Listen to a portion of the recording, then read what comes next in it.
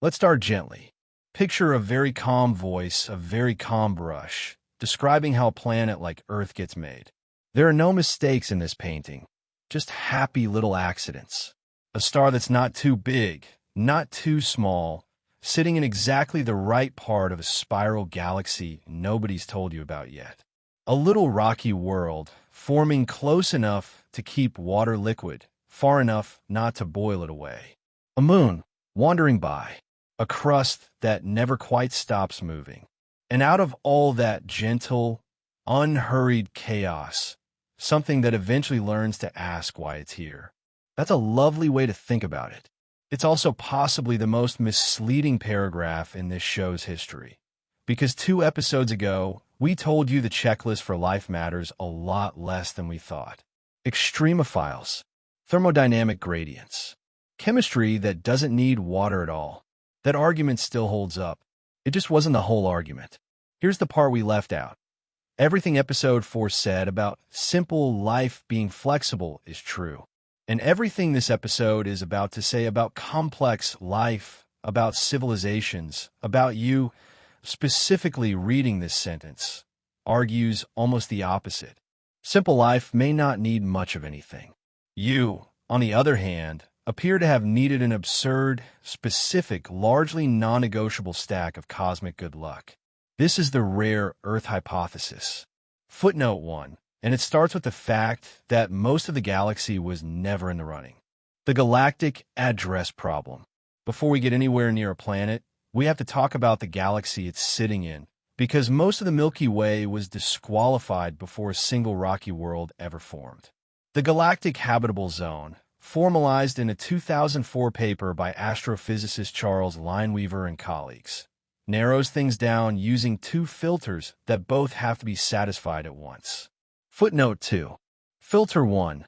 Proximity to the galactic center.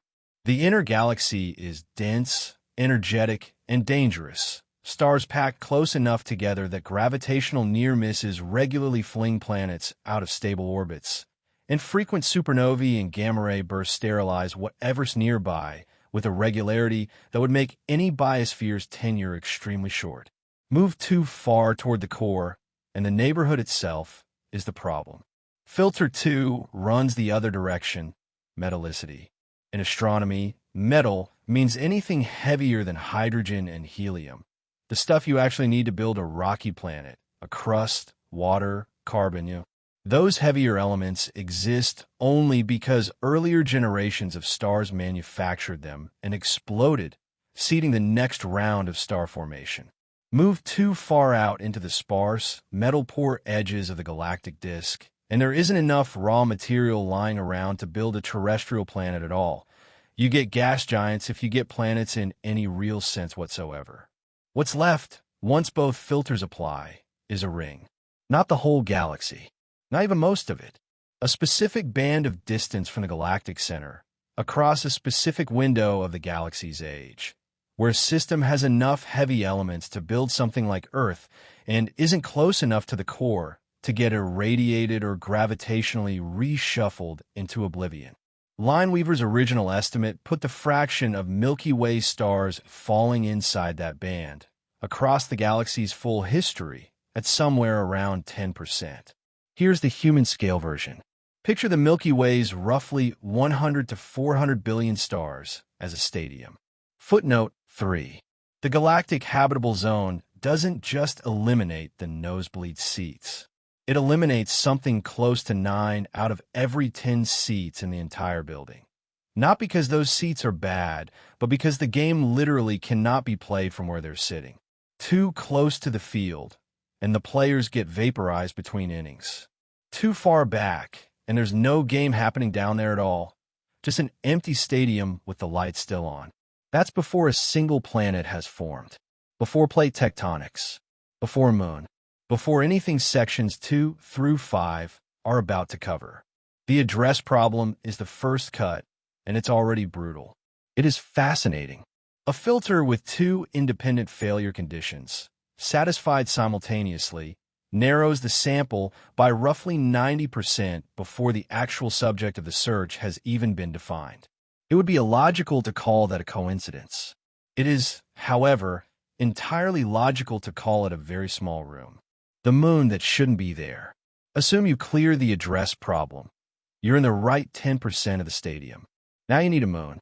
Not just any moon. One that, under the standard model of solar system formation, mostly shouldn't exist. The leading explanation for Earth's moon is the giant impact hypothesis. Roughly 4.5 billion years ago, a Mars-sized protoplanet, informally named Theia, struck the early Earth at a glancing angle, and the debris that sprayed into orbit eventually coalesced into the moon. Footnote 4. This is not the ordinary way planets acquire satellites. Most rocky planets in our own solar system have no moon at all, or small, irregular, captured asteroid moons that look nothing like ours. Earth's moon is enormous relative to its parent planet, startlingly large, unlike almost any other planet-moon pairing we've cataloged. And that scale is a direct consequence of a collision violent enough to have plausibly gone very differently, or not happen at all. Here's why it matters. A 1993 study by astronomers Jacques Lascar and Philippe Robutel modeled what happens to a planet's axial tilt over deep time without a large stabilizing moon nearby. And the answer is chaos. Not metaphorically, mathematically. Footnote 5. Mars, whose two tiny captured moons are far too small to do the job, has an axial tilt that swings unpredictably over millions of years, ranging from close to 0 degrees to something like 60. Earth's large moon, by contrast, gravitationally locks our axial tilt into a narrow, gentle oscillation of roughly 2 degrees over a cycle of about 41,000 years. Footnote 6. That's the difference between predictable seasons a biosphere can adapt to across evolutionary timescales, and a planet where the poles and the equator periodically threaten to trade places on a schedule too erratic for complex life to plan around at all. There's a second job the moon does almost as an afterthought: tides.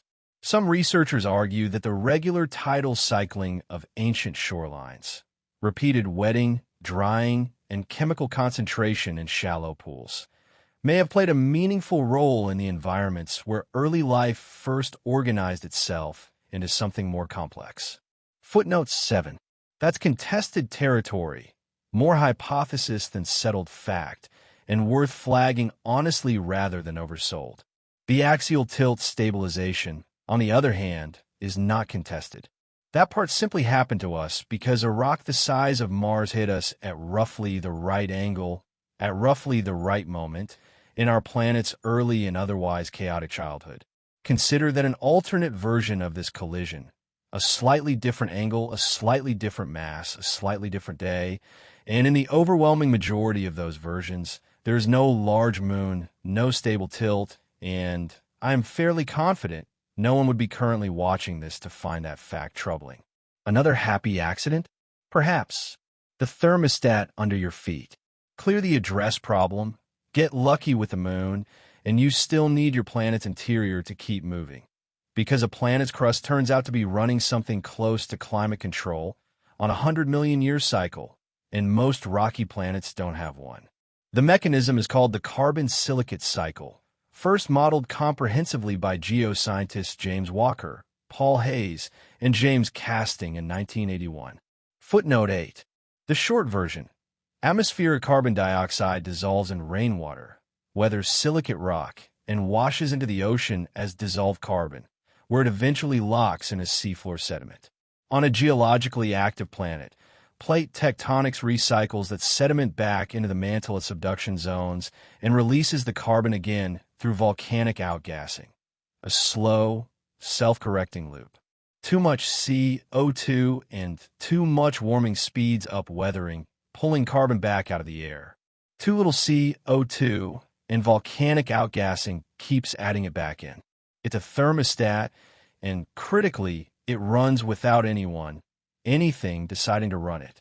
Compare that to a planet without active plate tectonics, and Venus is the object lesson sitting right next door. Footnote 9. Venus is close enough to Earth in size and composition that early models assumed similar evolution. Instead, without a working carbon recycling mechanism, carbon dioxide simply accumulated in its atmosphere over geological time with nothing periodically removing it. The result is a surface temperature of roughly 465 degrees Celsius under 90 times Earth's atmospheric pressure, a runaway greenhouse with no correction mechanism, because there was never a working thermostat installed to begin with. Mars runs the opposite failure mode.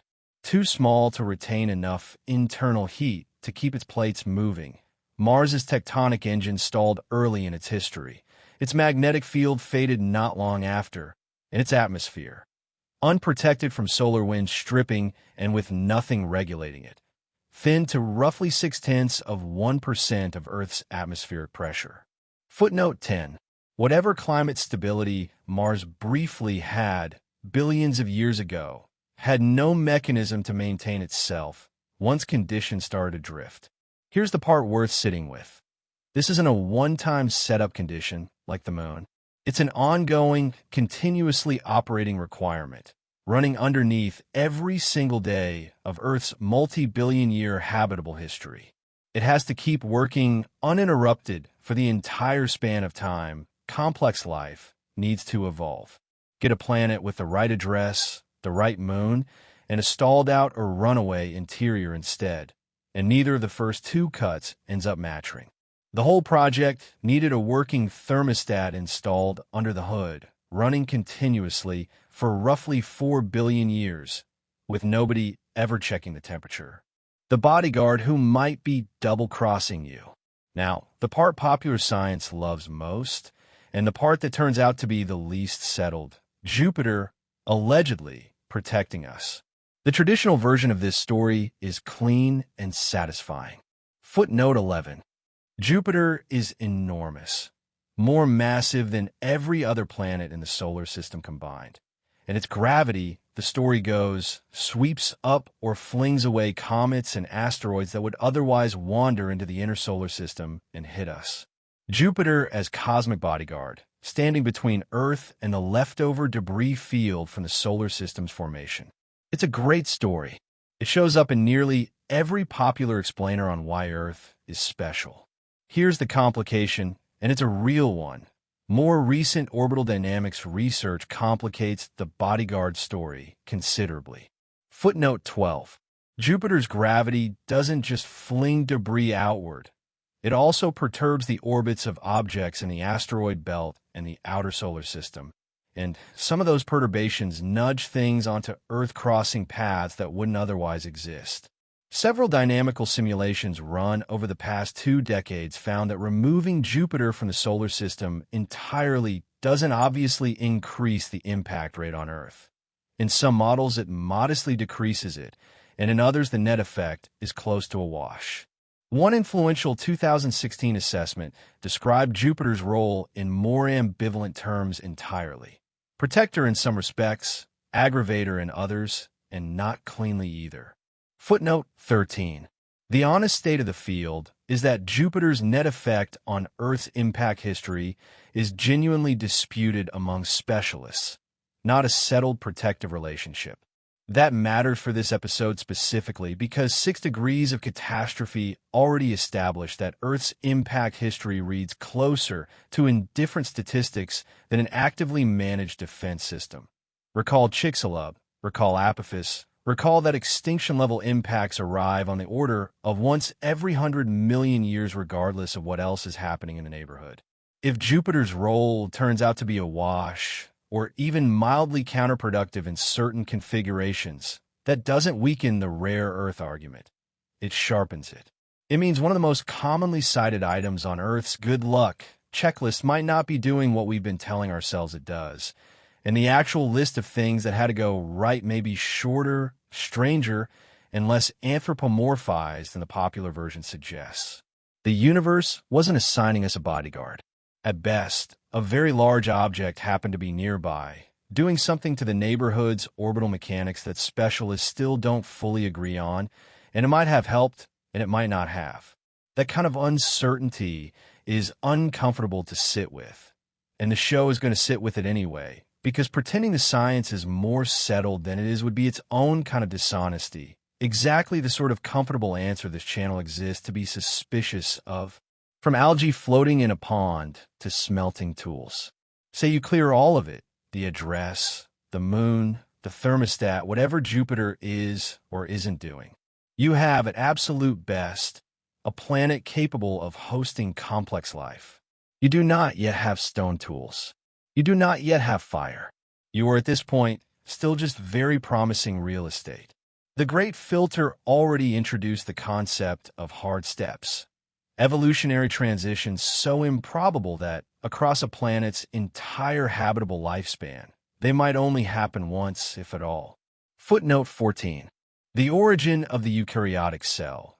A cell with a nucleus and internal structure, the basic unit every complex organism on Earth is built from, appears to have taken roughly 2 billion years to happen even once on a planet that already had simple life the entire time. Footnote 15.